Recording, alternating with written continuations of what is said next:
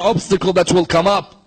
Allam al-Hilli narrates, he says, I was now on my 40th visit to Masjid al-Sahla. It was a Tuesday night. And with me on my way to Masjid al-Sahla, I wanted to see if I met the Imam, I wanted to ask him a question. They said to Allam al-Hilli, what's the question? He said, there's a hadith from Imam al-Baqir which I cannot understand until today. They said to him, what's the hadith?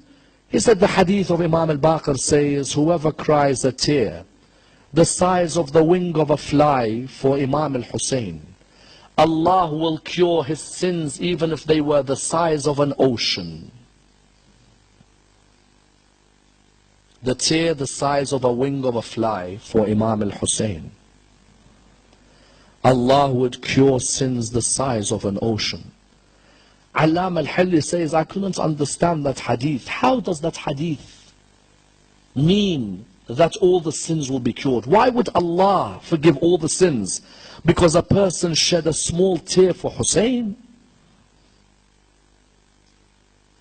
So Allam al-Hilli says, it was the 40th Tuesday and I set off towards Kufa, towards the place where the house of the Imam will be, where the government of the Imam will be. He said, as I got close to Masjid al-Sahla, an Arab man saw me. He said to me, excuse me, where are you going? He said, I'm going towards visiting Masjid al-Sahla. He said to him, why? He said, I want to visit Masjid al-Sahla. It's my 40th Tuesday and I want to meet the Imam of my time and I have a question I want him to answer for me. So the Arab man said to him, do you mind if I answer the question? He said, no, only my Imam can answer.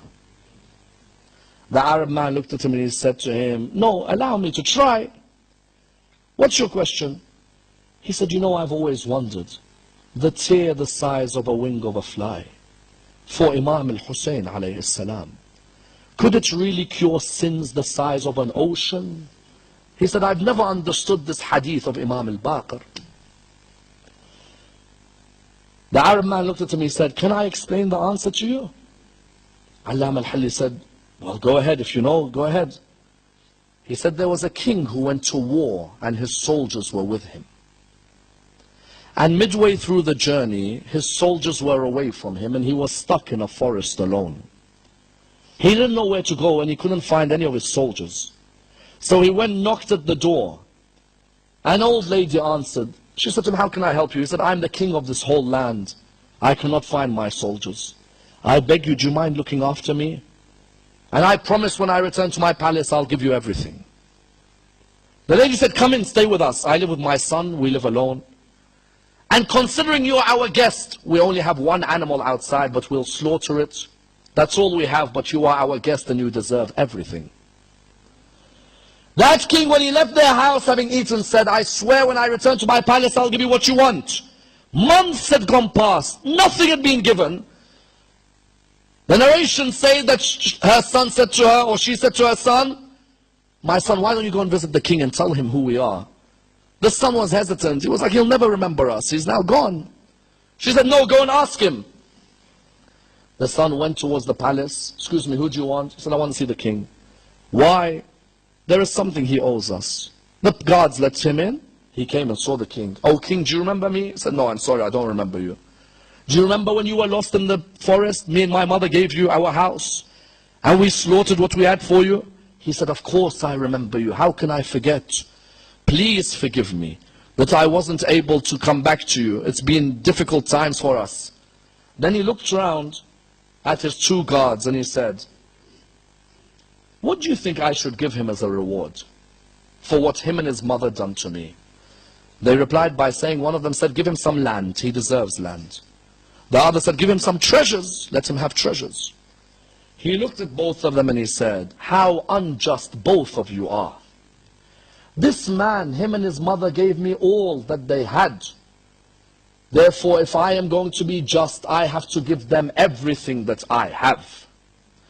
The Arab man looked at Allam al-Hilli and said, oh Allam al-Hilli, if a normal king can be so just that he is willing to give everything away because a mother and her son sacrificed one animal, then do you not think the King of Kings would give all his forgiveness away for the man who gave everything he had on the 10th of Muharram. Allama al-Hilli began to cry, for his tears remembered Karbala. He remembered Hussein giving the baby away, and Hussein giving Akbar away, and Hussein giving Abbas away. That lady gave one animal and a king gave everything. Hussein gave his life. How could the King of Kings not give all his forgiveness to the man who gave everything away on the 10th of Muharram? A tear. Imam al-Baqir said a tear the size of the wing of a fly for Aba Abdullah cure sins the size of the ocean. How many of us are sinners tonight on a Thursday night, brothers and sisters? How many of us? How many of us, our tear for Aba Abdullah, for what he gave away? Then he looked at him and said, oh Allama al-Hilli, tell my Shia that if they visit me every Tuesday in Masjid al-Sahla, I will be there for them. As the poet says, oh Allama al-Hilli, tell my Shia not to forget me, I am with them. Tell my Shia that when I see their deeds, I cry sometimes. I expect more from my Shia, more from my followers. And that's